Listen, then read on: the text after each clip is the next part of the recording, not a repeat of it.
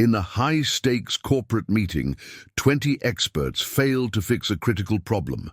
Just when hope is lost, the janitor's 9-year-old daughter speaks up and solves it in seconds.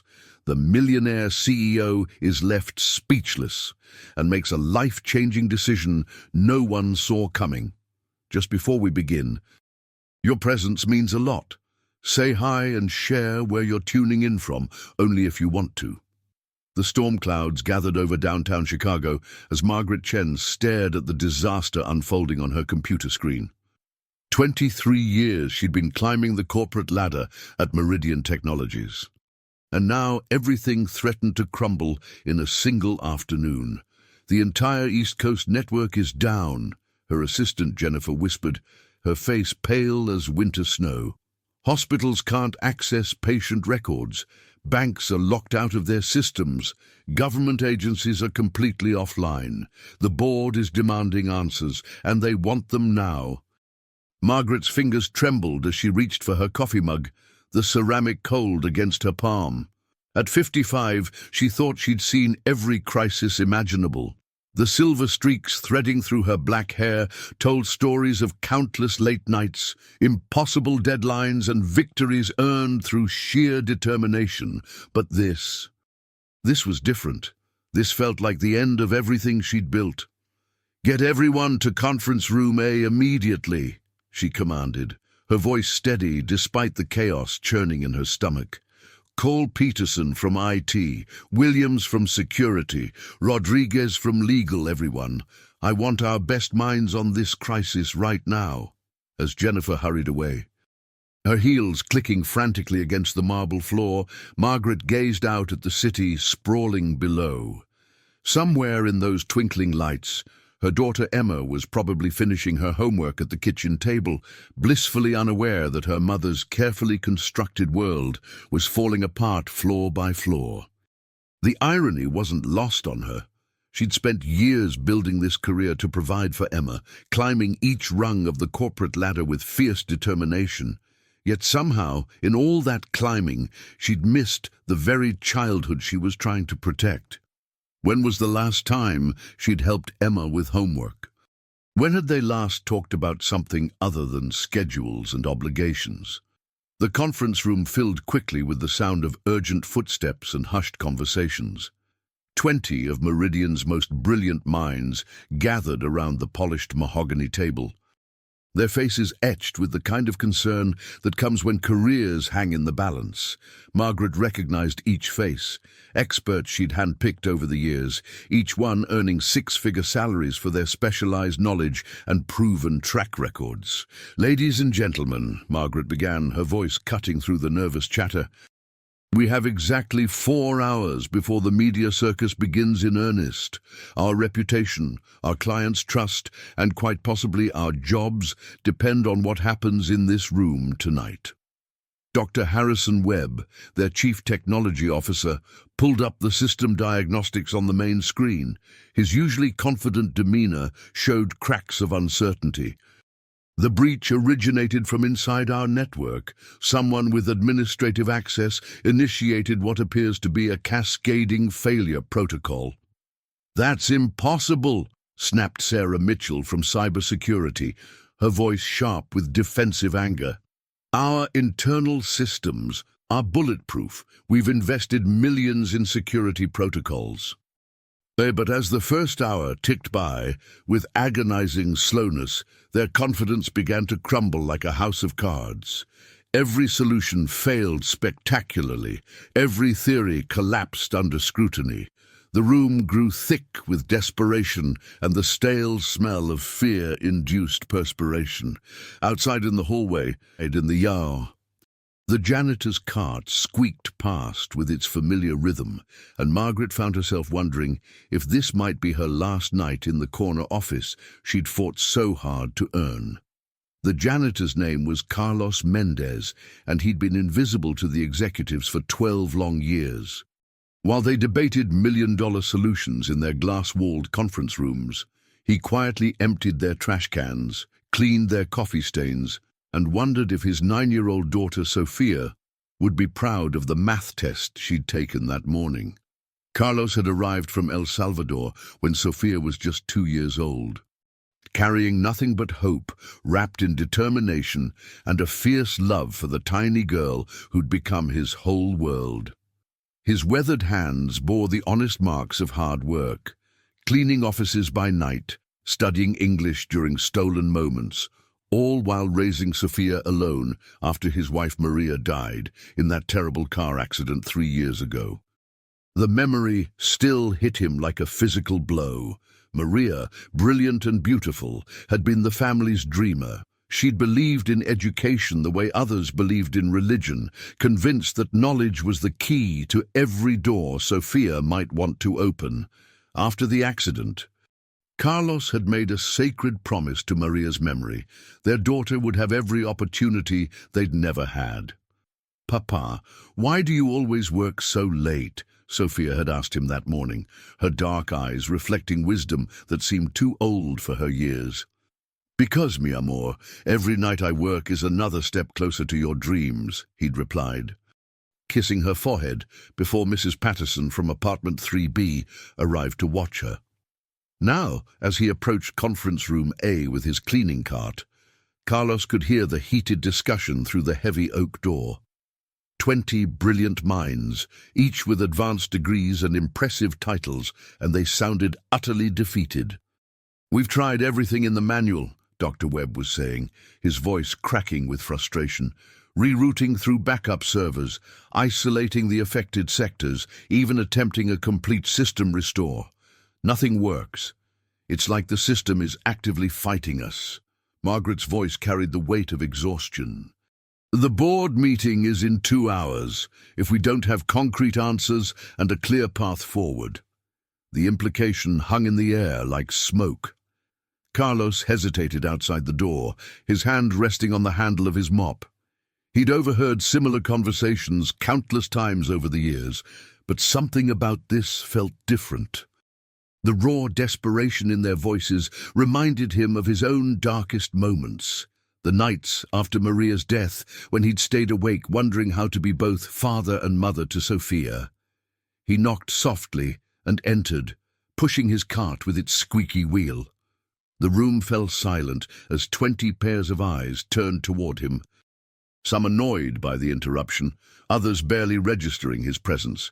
He felt small in his grey uniform, but Maria had taught him that dignity didn't come from expensive clothes or impressive titles.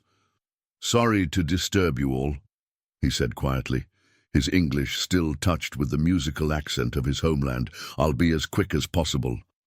Margaret nodded absently, already turning back to the screens full of error messages. To her, he was just part of the building's infrastructure, necessary but invisible, like the heating system or the elevator.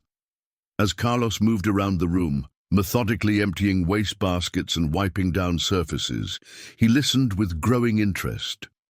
The technical jargon was mostly beyond him, but the human emotions weren't.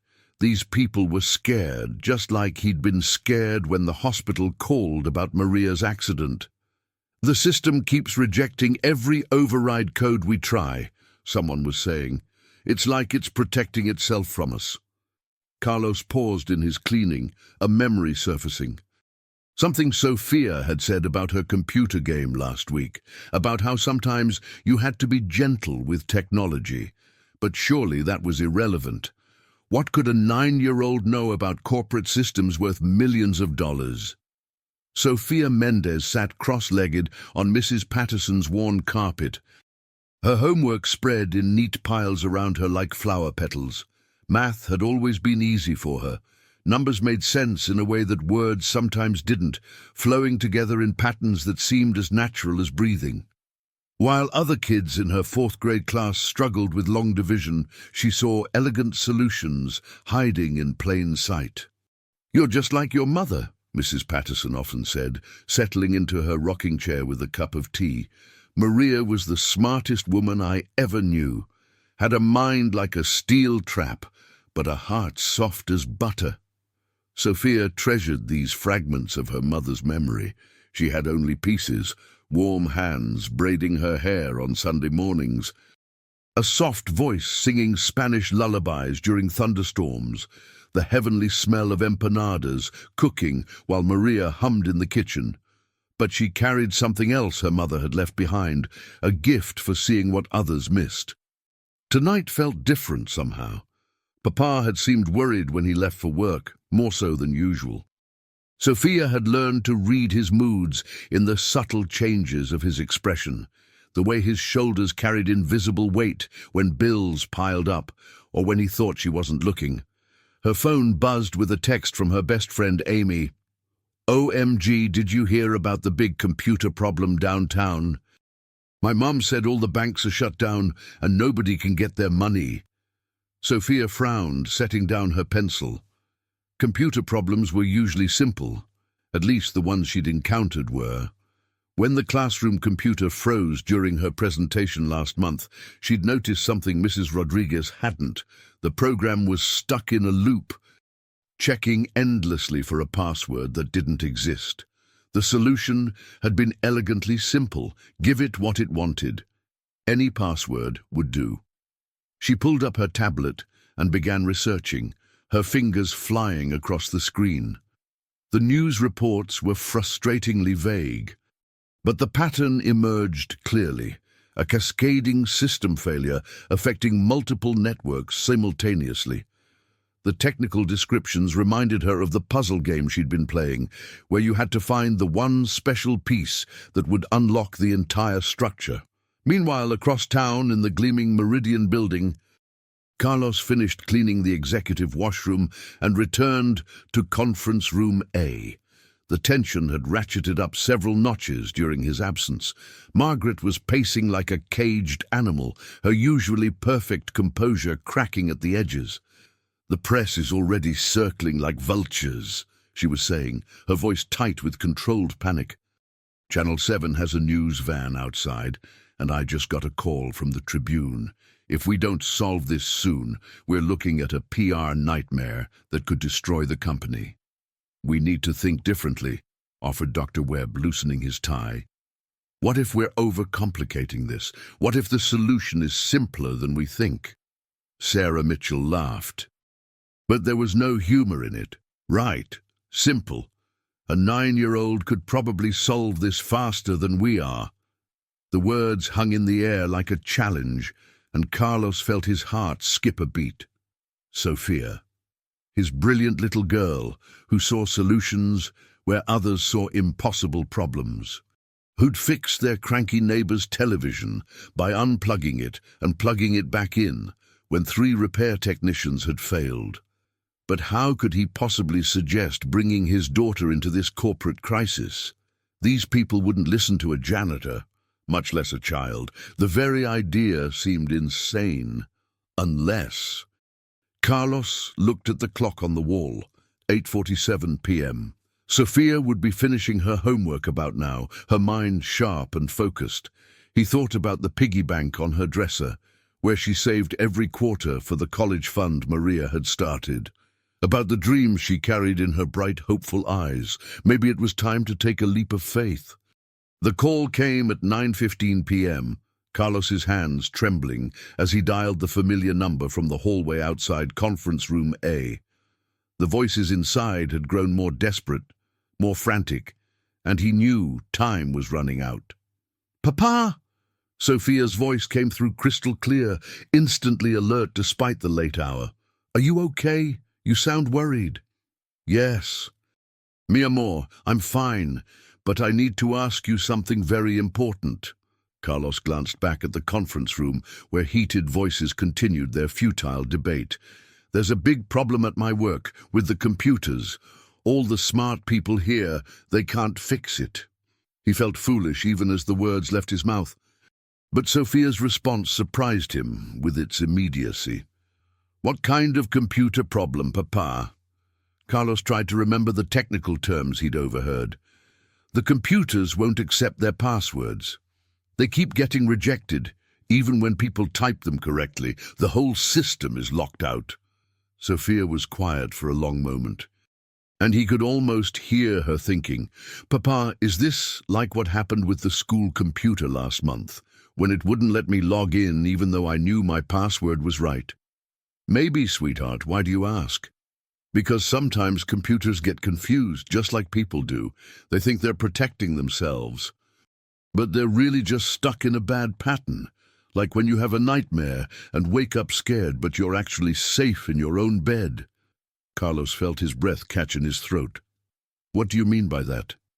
Well, if the computer thinks someone bad is trying to get in, it might lock out everyone, even the good people who are supposed to be there. But computers aren't mean, Papa. They're just trying to do their job. If you could show it that you're really trying to help, not hurt it. The words tumbled out as Sophia explained her theory, her voice growing more excited with each sentence. To Carlos, it sounded like magic. To his daughter, it was simply logical. But Sophia, he said gently, these are very smart people with college degrees and everything. They've been trying to fix this for hours and hours. Sometimes being too smart makes things harder, Papa, like when you tried to fix our old car by reading the thick manual. But I just listened to the engine sounds and know what's wrong. Carlos closed his eyes, remembering Maria's voice. That girl has a gift, Carlos. Don't let the world convince her it's not valuable just because it's different. Would you?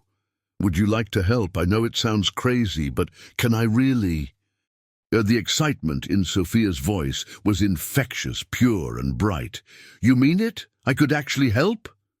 I think maybe you could, but we'd have to come to my work, and there would be a lot of important people there. I'm not scared of important people, Papa. Mama used to say that everyone puts their pants on one leg at a time.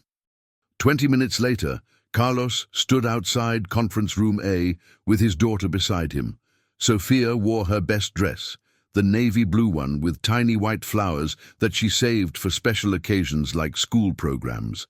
Her long hair was neatly braided, and she clutched a small notebook where she'd quickly written down her ideas. Papa, what if they don't want to listen to me? Carlos looked down at his daughter, seeing Maria's fierce intelligence shining in her dark eyes. Then we'll know we tried, mi amor. But I have a feeling they need to hear what you have to say. He knocked on the door, his heart pounding so hard he was sure everyone could hear it. This was either the bravest thing he'd ever done or the most foolish. But watching Sophia straighten her small shoulders with quiet determination, he realized that sometimes they were exactly the same thing. The door opened, and Margaret Chen's exhausted face appeared. Her expression shifted from confusion to barely concealed annoyance as she took in the janitor and the child standing in the hallway. Mr. Mendez, this really isn't the time for... Please, ma'am, Carlos interrupted, finding strength in his voice he didn't know he possessed. My daughter, she has an idea about the computers. Margaret's eyes narrowed, her patience clearly at its breaking point. But before she could respond, Sophia stepped forward with the confidence of someone who'd never been told her thoughts didn't matter. Excuse me, ma'am, she said politely. I think your computer might be scared. The conference room fell silent, as if someone had pressed a cosmic mute button. 20 of the most accomplished professionals in Chicago turned to stare at the small girl in the flowered dress, their expressions ranging from bewilderment to barely concealed irritation. The air crackled with tension and exhaustion. Margaret Chen felt her last thread of patience snap like a rubber band. Mr. Mendez, I truly appreciate your enthusiasm, but we're facing a multi-million-dollar crisis here. Lives are literally at stake. This isn't the time for... For what? Sophia interrupted politely but firmly, her voice carrying a confidence that seemed to fill the room. For trying something that might actually work. Dr. Webb adjusted his glasses, his voice dripping with condescension. Sweetheart, this is incredibly complex computer work. We have doctorate degrees in computer science, years of experience, advanced certifications. In making things complicated, Sophia asked, her dark eyes serious and unblinking. My teacher says that sometimes the best solutions are the simple ones that everyone overlooks. Sarah Mitchell started to object, but Margaret held up a hand. Something in this child's unwavering confidence gave her pause. After 4 hours of spectacular failure, watching their best minds crash against this problem like waves against a seawall, what exactly did they have to lose? "You have exactly 2 minutes, Margaret said, her voice sharp with exhaustion. "Explain what you think you know." Sophia approached the main screen with the fearless curiosity of childhood. Her notebook clutched tightly in her small hands. The massive display showed cascading error messages, system diagnostics, and failure reports that would intimidate most adults. "May I use the keyboard?" she asked, gesturing toward the workstation. "Absolutely not," Dr. Webb protested, his voice rising. "She could cause irreparable damage to—" "The system is already irreparably damaged," Margaret pointed out, her tone flat.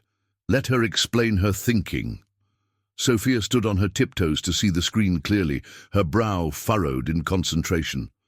"Your computer is getting lots and lots of people trying to log in, right?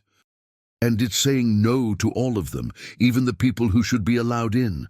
"Yes, that's correct, but so it thinks everyone is dangerous. Like when I get really scared at night after a bad dream and won't let anyone in my room, not even Papa when he's trying to help." Sophia's fingers hovered over the keyboard with surprising confidence. "But what if instead of trying to force your way in like a burglar, you showed it that you were one of the good guys?" The room was perfectly still, except for the hum of computer fans and the distant sound of traffic far below. Margaret found herself leaning forward, captivated despite every rational instinct screaming that this was ridiculous. "The computer is trying to protect something really important," Sophia continued, her voice growing stronger, "but it's gotten confused about who the good people are and who the bad people are. So maybe instead of trying to trick it or force it, we just ask it nicely and show it we want to help." She began typing, her small fingers moving with the kind of confidence that comes from absolute certainty. On the screen, instead of the complex override codes and technical commands the experts had been deploying, she entered a simple message in plain English. "Hello. We're here to help. We're not going to hurt you or take anything that doesn't belong to us." "Doctor," Webb scoffed audibly, "computers don't respond to conversational language like that. They require specific protocols and—" The system chimed softly, a sound none of them had heard all evening. A response appeared on the screen in clear, simple text. "Authentication protocol initiated. Please verify humanitarian intent and purpose." 20 brilliant minds stared in stunned silence as their expensive degrees and years of experience crumbled around them. Margaret felt her carefully constructed world tilt on its axis. "See?" Sophia said matter-of-factly, as if she'd just solved a simple math problem. "It's asking us to prove we're good people who want to help. Papa always says the best way to do that is just to tell the truth." Her fingers flew across the keyboard. "We want to fix the network problems so that hospitals can take care of sick people and banks can help families get their money and everyone can do their jobs to help other people." Another soft chime. "Intent verified. Humanitarian purpose confirmed. Restoring network access now. Thank you for your patience and courtesy." Across the room, monitors that had been dark for hours suddenly blazed to life. System after system came back online in a cascade of green lights and success messages. The cascading failure that had stumped 20 experts for 4 agonizing hours was resolved by a 9-year-old girl who understood that sometimes technology, like people, just needed to be treated with kindness and respect. Margaret stared at Sophia, then at Carlos, then back at the screens showing their networks returning to normal function. Her carefully constructed world of corporate hierarchy and expert knowledge lay in ruins around her, and for the first time in years, she felt truly, completely awake. The aftermath felt like stepping into an alternate universe. Margaret Chen sat in her corner office at 11:30 p.m., watching the last of the news vans pull away from the building below. The crisis was over, the networks were stable, but the real story was just beginning to unfold. Sophia had curled up on the leather couch, her notebook still clutched in her small hands as she dozed fitfully. The adrenaline of the evening was wearing off, and exhaustion was claiming its due. Carlos sat nearby in one of the client chairs, looking completely overwhelmed by the night's events, as if he'd been caught in a tornado and was still trying to figure out which way was up. Margaret couldn't stop staring at them, this janitor in his grey uniform and his extraordinary daughter who had accomplished what her entire expert team could not. Everything she thought she knew about intelligence, about success, about the way the world worked, had been turned upside down in a matter of minutes. "Mr. Mendez," she said quietly, not wanting to wake Sophia, "we need to talk." Carlos straightened in his chair, probably expecting to be fired for the unprecedented breach of protocol. Instead, Margaret poured herself a scotch from the bar in her office and settled into the chair across from him. "Tell me about Sophia, really tell me." "Really? How long has she been able to do things like this?" Carlos's weathered face transformed with unmistakable paternal pride. "She's always been special, even as a baby. Her mother, Maria, was the smartest person I ever knew. Sophia inherited her gift, but she's got something else too, a way of seeing straight to the heart of problems." "What kind of problems?" "All kinds. When she was 7, she figured out why our neighbor Mrs. Garcia's car wouldn't start when 3 different mechanics couldn't solve it. She said the car was lonely and needed to be reminded that someone cared about it." Margaret raised an eyebrow. "And was she right?" "The mechanic had forgotten to reconnect the battery cable to the radio after replacing the alternator. The car's computer was programmed to wait for all systems to be acknowledged before it would start the engine. Sophia somehow knew that." They sat in comfortable silence, watching Sophia's peaceful face in sleep. Margaret thought about her own daughter Emma, bright and talented but thoroughly ordinary, struggling with algebra homework, while this child solved corporate crises with the wisdom of someone 3 times her age. "I have a proposition for you," Margaret said finally. "But first, I need to know, what do you want for Sophia's future? What are your dreams for her?" Carlos's eyes grew fierce with protective love. "Everything. College, graduate school, opportunities to use her gifts to help people. I work 3 jobs to save money for her education. Every penny goes into her college fund. What if I told you that wouldn't be necessary anymore?" Before Carlos could respond, Margaret's phone rang with the distinctive tone reserved for only one person. The caller ID showed Richard Blackstone, the company's billionaire CEO and founder. Margaret's stomach dropped like a stone. She'd managed to avoid him during the crisis, but now... "Margaret!" His voice was crisp and businesslike, but she could hear something else underneath, curiosity. "I'm flying back from London as we speak. I'll be in the office in 6 hours. I want a complete report on what happened tonight." "Of course, sir. The situation has been completely resolved and all systems are... I know the systems are stable. What I want to know is how a 9-year-old girl accomplished what my entire IT department couldn't manage in 4 hours." Margaret's eyes widened. "You already heard about that?"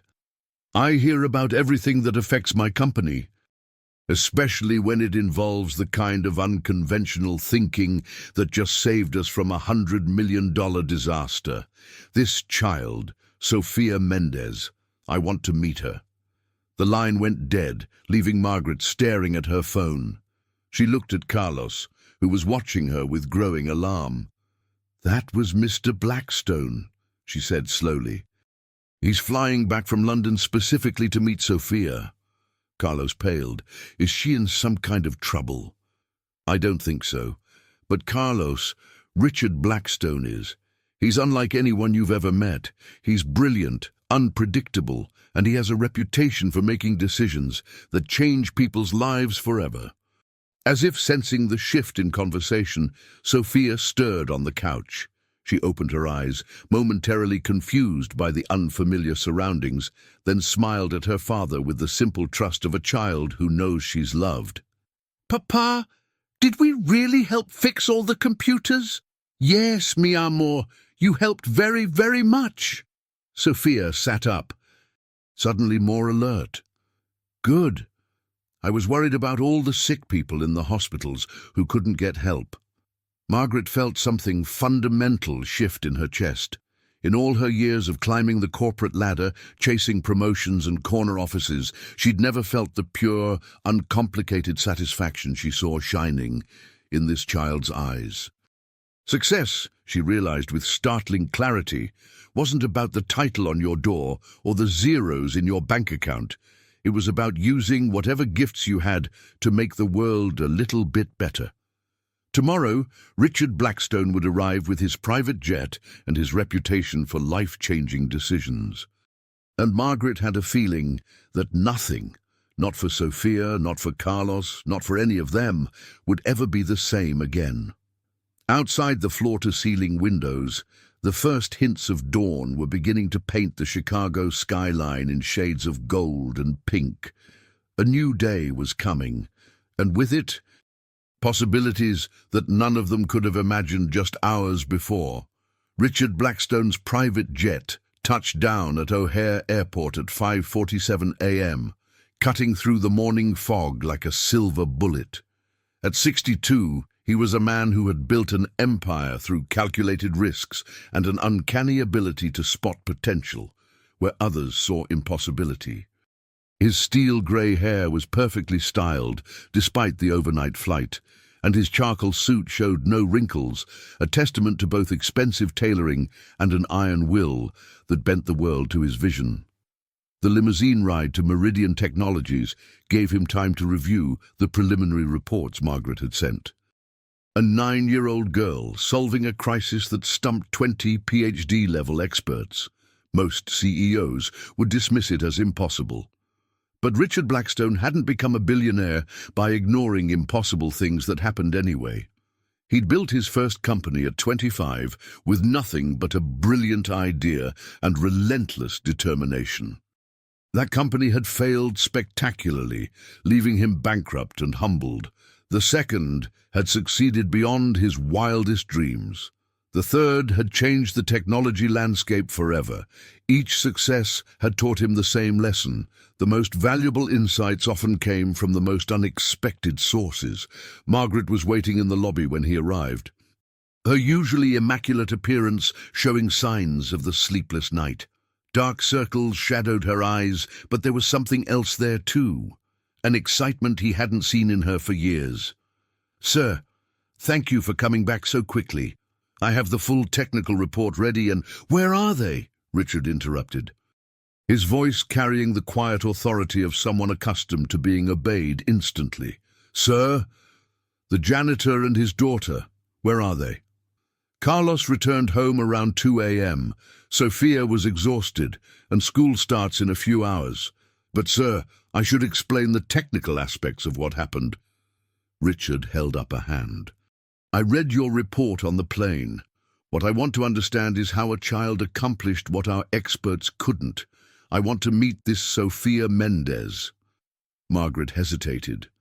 "Sir, they're probably sleeping, and Carlos might be intimidated by a direct approach. He's a simple man, works multiple jobs to support his daughter. This could overwhelm them." "Then we'll be careful about how we approach this." Richard's eyes gleamed with the same intensity that had built his fortune. "But make no mistake, Margaret, I'm going to meet this child today.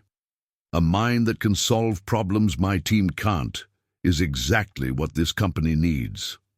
He paused, studying Margaret's face with the piercing gaze that had made countless business rivals uncomfortable. "There's something else, isn't there? Something you're not telling me." Margaret took a deep breath. "Sir, watching Sophia work last night, it changed how I see everything. The way she approached the problem, the simplicity of her solution, the compassion in her reasoning. She didn't just fix our systems, she showed us we'd been thinking about everything wrong. Explain. We've been treating technology like a conquered territory, something to dominate and control. Sophia treated it like a frightened friend who needed reassurance, and it worked. Richard was quiet for a long moment, processing this information. In his decades of business experience, he'd learned to recognize paradigm shifts when they appeared. This felt like one of those moments. "Get me everything you can about this family," he said finally. Carlos Mendez's background, Sophia's school records, their living situation, everything. And Margaret, I want you to think very carefully about how we handle this. This isn't just about hiring a consultant or offering a scholarship. This could be about fundamentally changing how we approach innovation.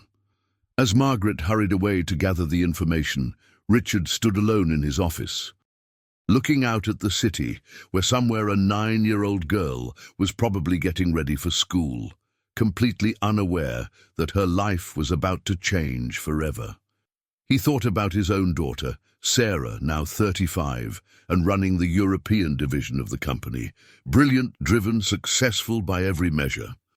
But had she ever shown the kind of intuitive genius that could solve problems in seconds rather than hours?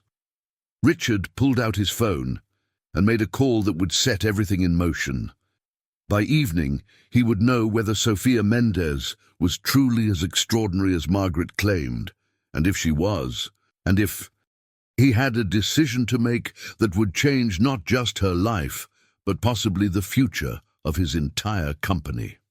Sophia sat in her fourth-grade classroom that morning, trying to focus on Mrs. Rodriguez's lesson about fractions, but her mind kept drifting back to the previous night. The memory felt almost dreamlike, the big conference room, the worried adults, the moment when the computer had actually responded to her simple request for help. "Sophia, can you tell us what 3/4 of 16 is?" Mrs. Rodriguez asked, jolting her back to the present. 12, Sophia answered automatically, then caught herself. Sorry, Mrs. Rodriguez, could you repeat the question?" Her classmates giggled, but Mrs. Rodriguez smiled kindly. "That's correct, Sophia. 12 is exactly right. You seem distracted today. Everything okay at home?" Sophia nodded, not sure how to explain that she'd spent the previous evening in a corporate crisis room solving computer problems that had stumped grown-ups with college degrees. Who would believe such a story? Meanwhile, across the city, Richard Blackston was reviewing the file Margaret had compiled. Carlos Mendez, age 41, had immigrated from El Salvador 12 years ago. Clean employment record, no criminal background, worked 3 jobs to support his daughter. His wife, Maria, had died in a car accident 3 years prior, a brilliant woman who'd been studying to become a teacher before the tragedy. Sophia's school records were equally revealing. Straight A's across the board, but more interesting were the teacher comments. Shows exceptional problem-solving abilities. Approaches challenges from unique angles. Demonstrates remarkable emotional intelligence for her age. There was a note from the school counselor about an incident 6 months ago when Sophia had helped resolve a conflict between 2 older students who'd been bullying a younger child. She'd somehow convinced them to apologize and become the boys' protectors instead. The counselor had written, "This child has an extraordinary ability to see solutions where others see only problems." Richard closed the file and made his decision. He picked up his phone and dialed Margaret's extension. "I want to meet with them tonight." "Not here. That would be too intimidating. Somewhere neutral. Can you arrange dinner at the Palmer House? Something informal but comfortable." "Sir, are you sure? Carlos works until 11 p.m. most nights and Sophia has school tomorrow." "Then we'll make it worth their while to adjust their schedule." "Margaret, I want you to personally extend the invitation. Make it clear this isn't about the crisis last night. Tell them, I'm interested in getting to know remarkable people in our community." After Margaret left to make the arrangements, Richard sat back in his chair, thinking about the path that had brought him to this moment. He'd started with nothing and built everything through hard work and smart decisions. But lately, he'd been feeling like something was missing. His company was successful, profitable, respected. Yet they'd almost been brought down by a problem that a child had solved in minutes. Maybe it was time to think differently about what made someone valuable. Maybe degrees and experience weren't the only measures of genius. His phone buzzed with a text from Margaret. "They've agreed to dinner. 6 p.m. at the Palmer House." Carlos seemed nervous but excited. Sophia asked if she could bring her notebook. Richard smiled for the first time that day. A 9-year-old who brought her notebook to dinner meetings was exactly the kind of person he wanted to meet. As the afternoon wore on, Richard found himself unusually nervous. He'd negotiated billion-dollar deals without breaking a sweat. But the prospect of meeting this extraordinary child had him second-guessing everything. What did you say to a 9-year-old genius? How did you evaluate potential in someone who hadn't even reached double digits? One thing was certain. Tonight would be unlike any business meeting he'd ever conducted. And Richard Blackstone had a feeling that was exactly what made it so important.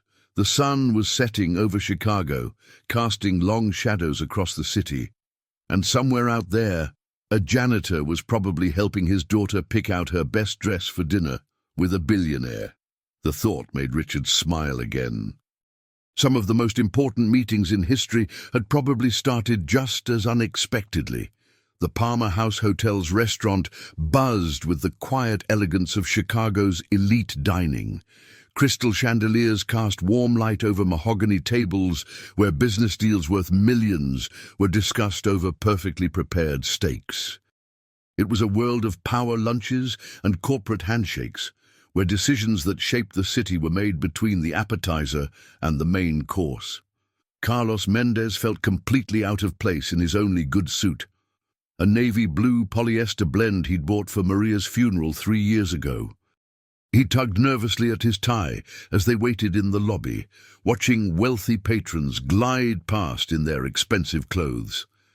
"Papa, you look very handsome," Sophia whispered, squeezing his hand. She wore her Sunday dress, the same navy blue one from the night before, but with a white cardigan that had belonged to her mother.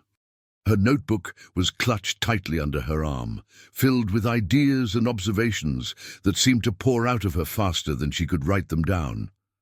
"Mr. Mendez." A woman in an elegant black suit approached them. "I'm Margaret Chen. We met briefly last night." Carlos shook her hand, his palm embarrassingly damp with nervousness. "Yes. Of course, thank you for arranging this. I still don't understand why Mr. Blackstone wants to meet us." "Because," came a voice from behind them, "I've learned that the most interesting conversations happen with the most unexpected people."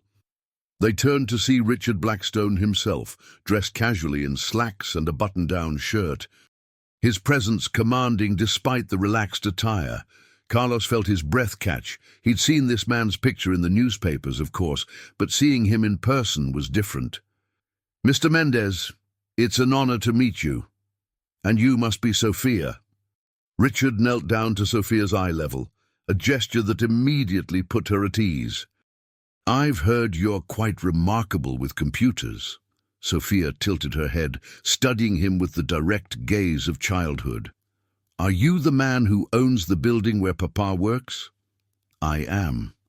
And your father is one of the most valuable people in that building, even if not everyone realizes it yet." Carlos blinked in surprise. But Richard was already leading them toward their table, keeping up a steady stream of conversation that somehow made the intimidating restaurant feel more welcoming. Over dinner, Richard proved to be nothing like Carlos had expected. Instead of talking about business or money, he asked about Sophia's school, her favorite subjects, her dreams for the future. He listened with genuine interest as she explained her latest math project, nodding thoughtfully when she described her theory about why some problems seemed harder than they really were. "People sometimes make things complicated because they think complicated means smart," Sophia said, cutting her chicken with careful precision. "But Mama used to say that real intelligence was making hard things simple, not making simple things hard." "Your mother sounds like she was a wise woman," Richard said softly. "She was going to be a teacher," Carlos added, his voice thick with emotion. "She believed education could change everything." "Oh, what would she think about last night?" Richard asked Sophia. "About you solving that computer problem?" Sophia considered this seriously. "I think she'd say I was using my gifts to help people, which is what gifts are for. But she'd also remind me to stay humble, because there's always more to learn." Richard exchanged a meaningful glance with Margaret. This child wasn't just brilliant, she was grounded, compassionate, and wise beyond her years. "Sophia, can I ask you something?" Richard leaned forward. "When you looked at that computer problem last night, what did you see that the adults missed?" Sophia's eyes lit up. "They were trying to fight the computer like it was their enemy, but computers aren't mean. They're just trying to do their job. When someone tries to break into a house, you don't open the door for them, right? The computer was just being a good guard dog. So how do you get past a good guard dog? You don't try to sneak past it. You show it you belong there. You be gentle and patient and prove you're a friend." Richard felt something click into place in his mind. And that approach, being gentle and patient and proving you're a friend, do you think that works with people too? "Oh yes," Sophia said immediately. "People are just like computers sometimes. When they're scared or confused, they put up walls. But if you're kind and honest, most people want to help." Carlos watched in amazement as his daughter charmed one of the most powerful men in Chicago with nothing more than her natural wisdom and genuine heart. This was the gift Maria had seen in Sophia from the beginning. Not just intelligence, but emotional insight that could bridge any gap. As dessert arrived, Richard made his decision. The conversation had confirmed everything he'd hoped and more. This wasn't just about hiring a consultant or offering charity. This was about recognizing true genius and giving it the chance to flourish. "Carlos, Sophia," he said, his voice carrying the weight of a life-changing moment, "I have a proposition for you, but it's going to sound completely crazy." Richard Blackstone set down his coffee cup with deliberate precision, the crystal clink echoing in the sudden silence that had fallen over their table. The restaurant continued to bustle around them, but their corner booth had become an island of anticipation. "Carlos, what I'm about to propose will sound impossible," Richard began, his voice carrying the gravity of someone about to change lives forever. "But I've built my career on recognizing extraordinary potential. And your daughter possesses something I've never encountered in 40 years of business." Carlos felt his heart hammering against his ribs. "Sir, I don't understand." "Last night, Sophia solved a problem that our best minds couldn't crack. But more than that, she showed us an entirely new way of thinking about challenges. That kind of insight isn't something you can teach in business school or acquire through experience. It's a gift." Sophia looked between the adults, sensing the weight of the moment, but not yet understanding its implications. "Mr. Blackstone, did I do something wrong?" "No, sweetheart. You did something so right that it's going to change everything." Richard turned back to Carlos. "I want to offer Sophia a full scholarship to the finest private school in Chicago, with a guaranteed path to any university she chooses. But that's just the beginning." Carlos's fork clattered to his plate. "Sir, we couldn't possibly accept—" "I'm not finished." Richard's eyes gleamed with the intensity of a man revealing his master plan. "I want to create a new position at Meridian Technologies, Chief Innovation Advisor. The job would involve looking at our most challenging problems from fresh perspectives, finding solutions that conventional thinking misses, Margaret leaned forward, her own excitement building. "Richard, are you suggesting I'm offering that position to Sophia?" The words hung in the air like a thunderclap. Carlos stared at Richard as if he'd spoken in a foreign language. "She's 9 years old, and yesterday she accomplished what 20 experts with advanced degrees couldn't do.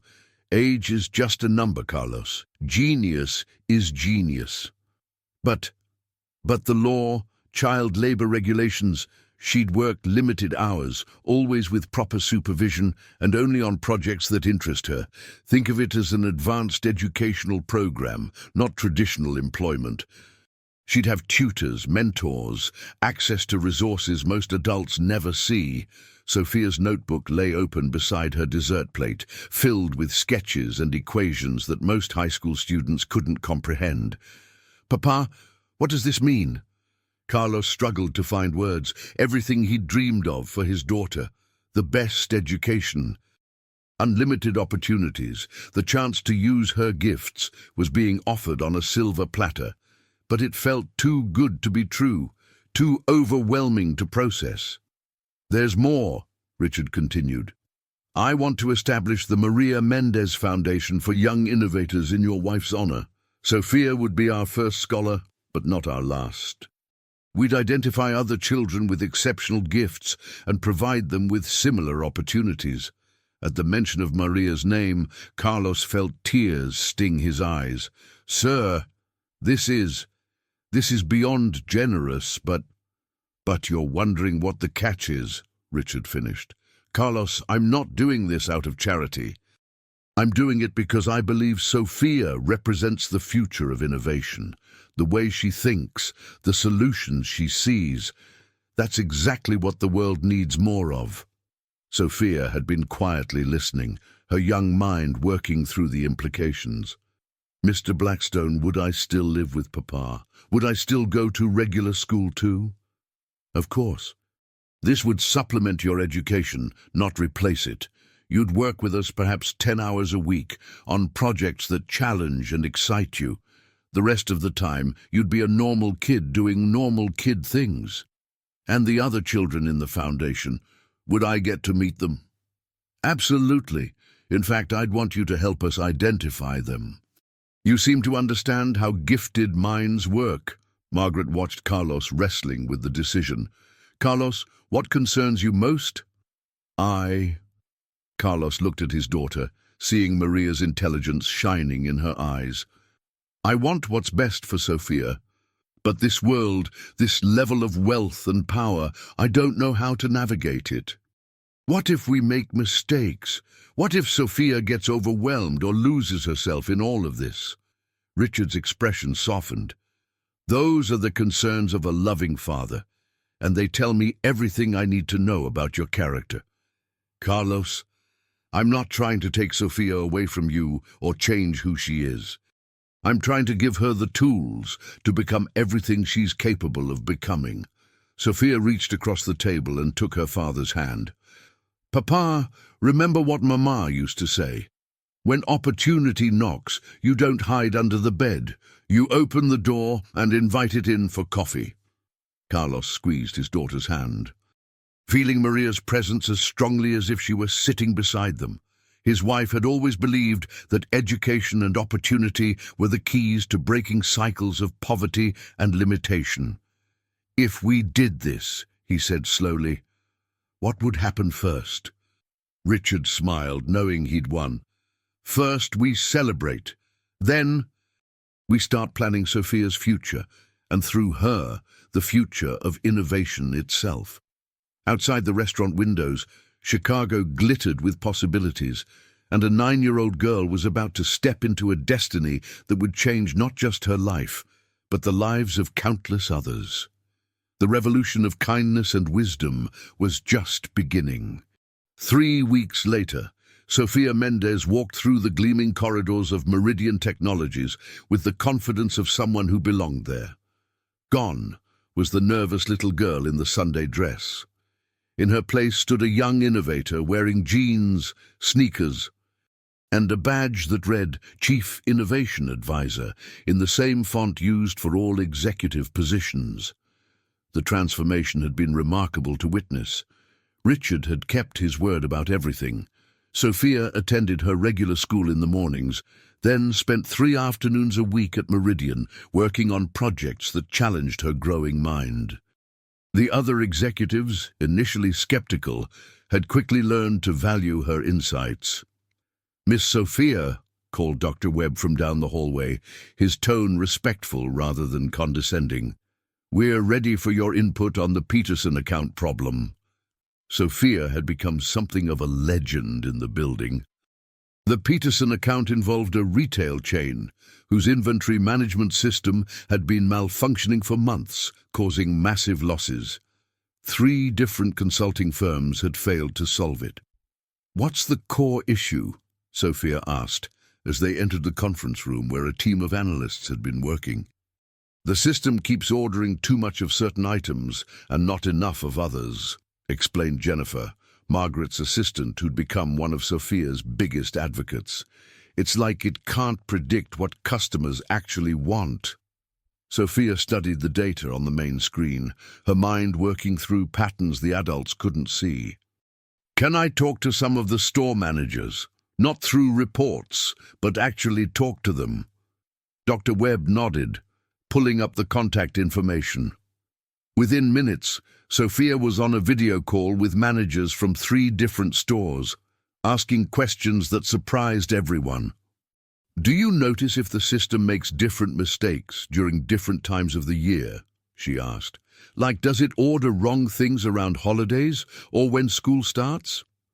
The managers exchanged glances. "Actually, yes," said one. "It seems to get confused around emotional shopping periods, Valentine's Day, back to school, Christmas." Sophia's eyes lit up. "And do you think that's because people buy with their hearts during those times, not just their heads?" "Exactly. Customers get more impulsive, buy things they wouldn't normally consider." After the call ended, Sophia turned to the room full of adults. "The computer is trying to predict logical shopping, but people aren't always logical. During emotional times, they buy things that don't make sense on paper, but make perfect sense in their hearts." She approached the whiteboard and began sketching a diagram. "What if we taught the system to recognize emotional shopping periods and adjust its predictions, not just based on past data, but based on understanding when people's feelings influence their choices?" The room fell silent as the implications sank in. It wasn't just about inventory management. It was about teaching artificial intelligence to understand human emotion. "Sophia," Dr. Webb said slowly, "you're suggesting we build empathy into our algorithms. Why not? If computers are going to help people, shouldn't they understand how people really think and feel?" Margaret entered the room just as the team began discussing implementation strategies. "How's our youngest advisor doing?" "She just revolutionized predictive analytics," someone called out. And Margaret felt the familiar surge of pride she'd been experiencing more and more often. Later that afternoon, Richard found Sophia in the small office they'd set up for her, working on homework at a desk positioned so she could see the city skyline. Her math textbook lay open beside 3 different computer science journals and a notebook filled with ideas. "How are you settling in?" he asked, taking the chair across from her desk. "I love it here," Sophia said immediately. "Everyone listens to my ideas, even the crazy ones, and when I'm wrong about something, they help me understand why instead of just telling me I'm wrong. And how's your father handling the changes?" Sophia's expression grew thoughtful. "He's still worried sometimes. He thinks maybe I'm growing up too fast or missing out on being a kid. But I told him that using your gifts to help people isn't growing up too fast. It's just growing up right." Richard nodded approvingly. "What about the other children in the foundation program? Are you excited to meet them?" Sophia's eyes absolutely sparkled. "Oh, yes, Mrs. Chen told me about a boy in Detroit who can predict weather patterns better than meteorologists, and a girl in Miami who designs buildings that use hardly any energy. When do I get to meet them? Next month. We're bringing all our young innovators together for the first time.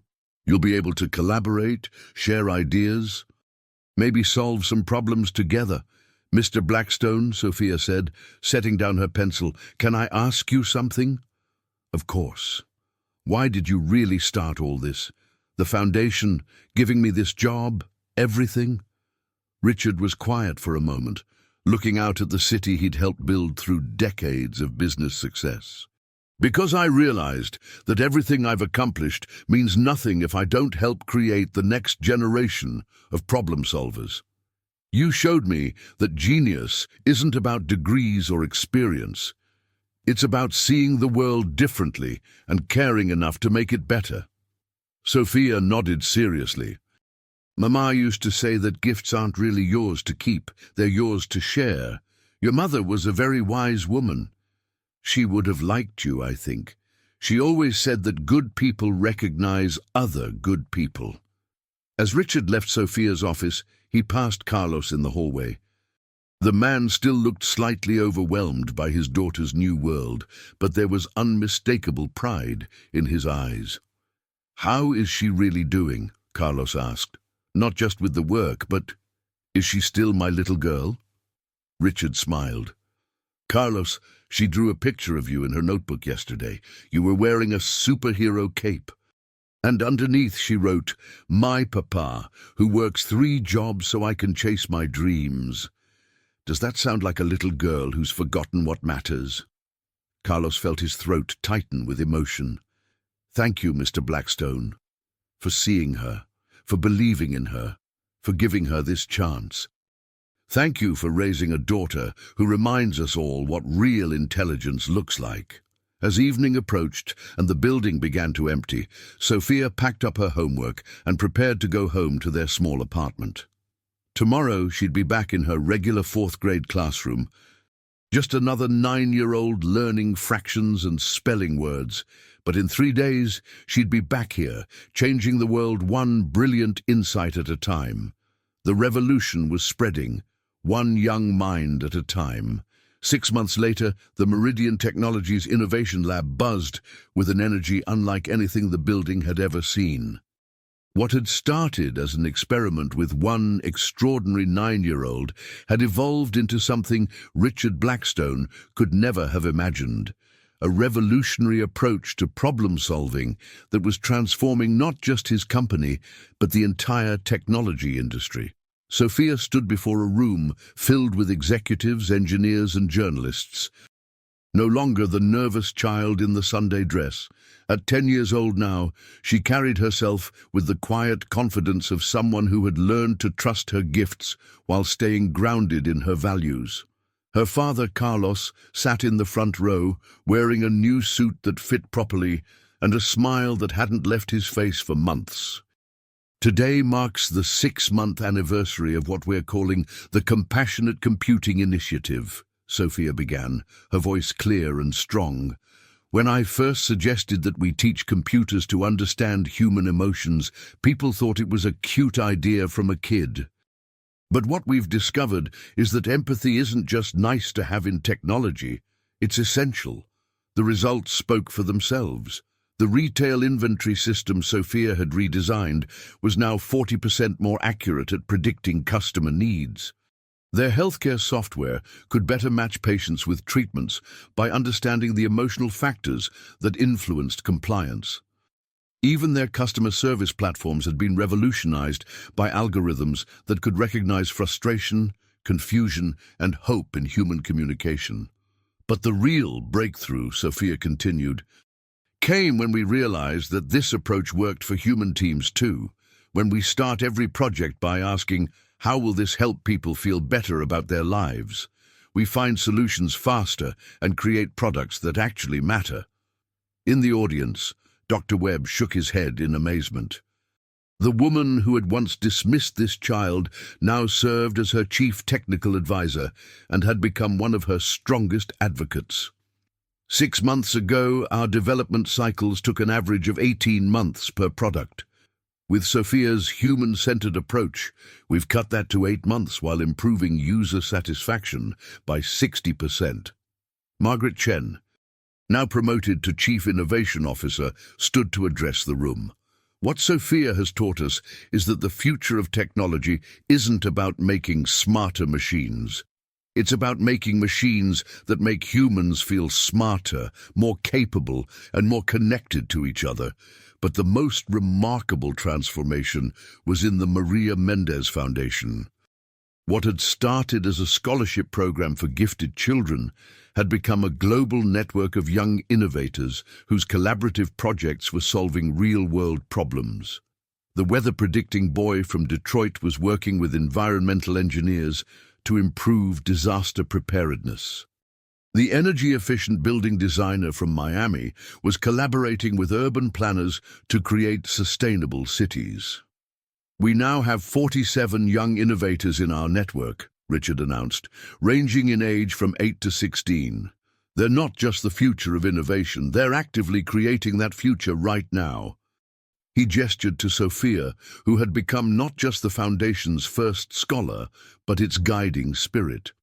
Sophia has personally identified and mentored 12 other children whose unique perspectives are already changing how we think about technology, education, and human potential. As the presentation concluded and the crowd began to disperse, Carlos found himself approached by a woman he didn't recognize. "Mr. Mendez, I'm Dr. Sarah Blackstone, Richard's daughter. I wanted to thank you." Carlos looked confused. "Thank me? For what?" "For raising a daughter who reminded my father what really matters.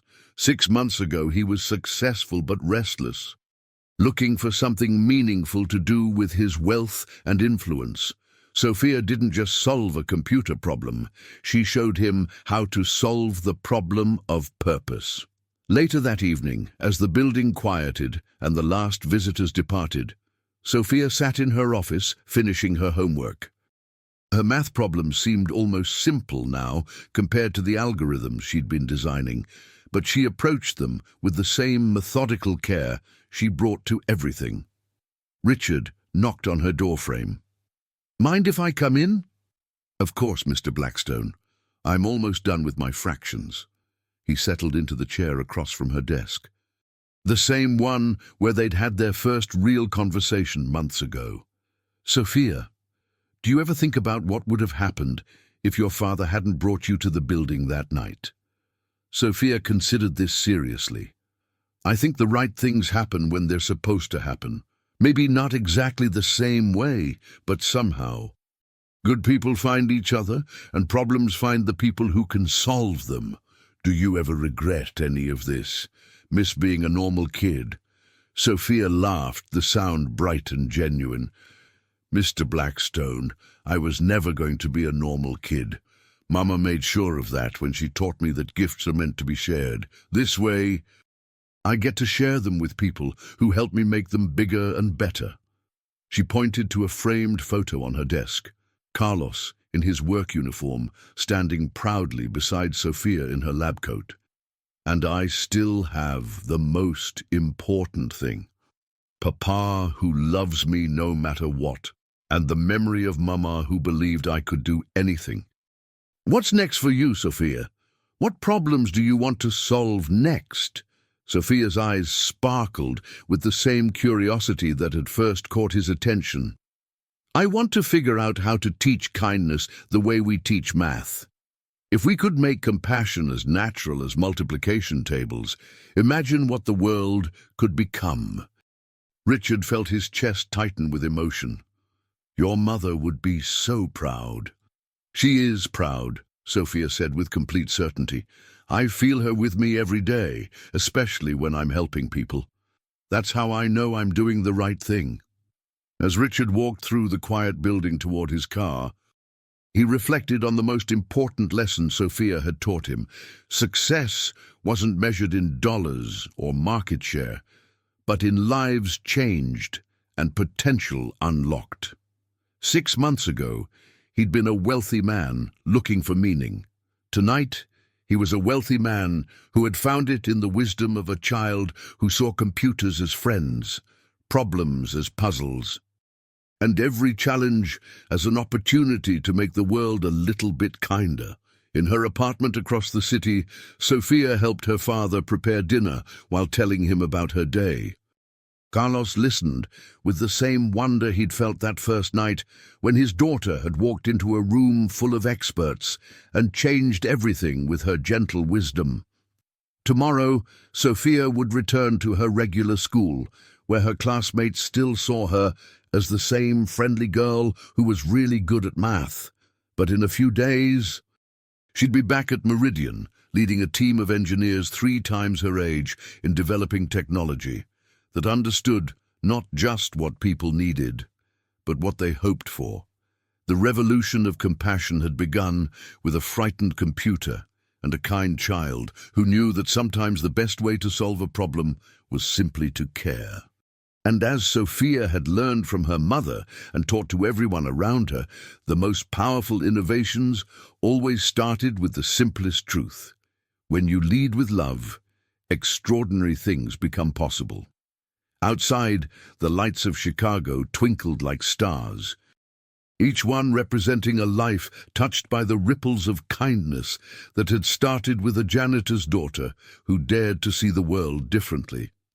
The future had never looked brighter.